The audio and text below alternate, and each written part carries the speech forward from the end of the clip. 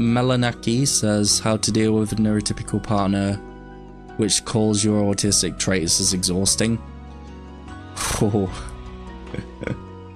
That's not really the best way of going about it, is it? Because I try to stay as level-headed as possible, but autistic traits, when people say your autistic traits are bothering me, or something of that nature, basically what they're saying is you're bothering me.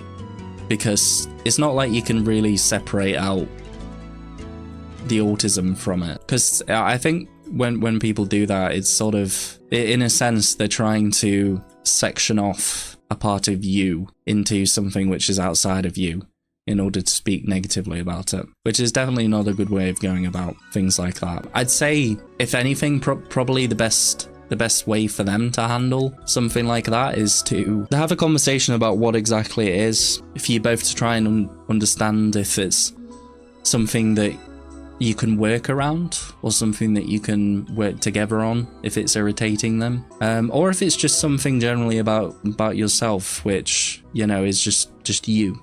You know, because it really depends on what autistic traits they're talking about. Like, if you're talking about the autistic traits of not understanding or not sort of computing, realizing as much about their non-verbal communication, that's kind of one of those things that is not really that easy to change. I mean, you can change it, you can get better at reading people's non-verbal communication, but quite often it leads to, you know, it requires a lot of thought, it requires a lot of attention, and when you're with a partner, you know, you want to, ideally, if you're working, you come home and, you know, you've got to be on edge about trying to pick up on their non-verbal communication because it's not natural to you.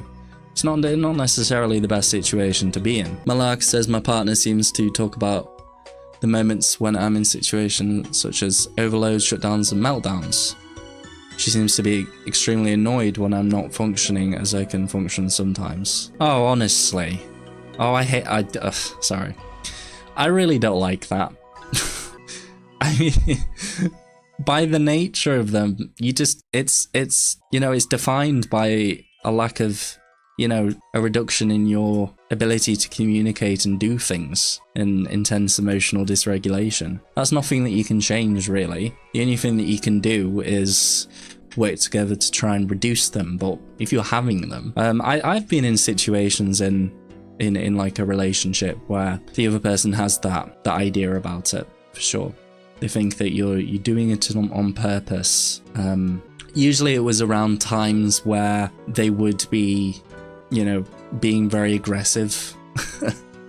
You know, obviously, like, confrontational, aggressive for like long periods of time, not allowing you to speak, you know, that kind of thing. Those are situations where I would go into meltdowns, but in their eyes, they're talking about something important, and me going into meltdowns is a cop-out kind of thing. Them not understanding that it's not something that I can control, and it's as a result of what they're doing.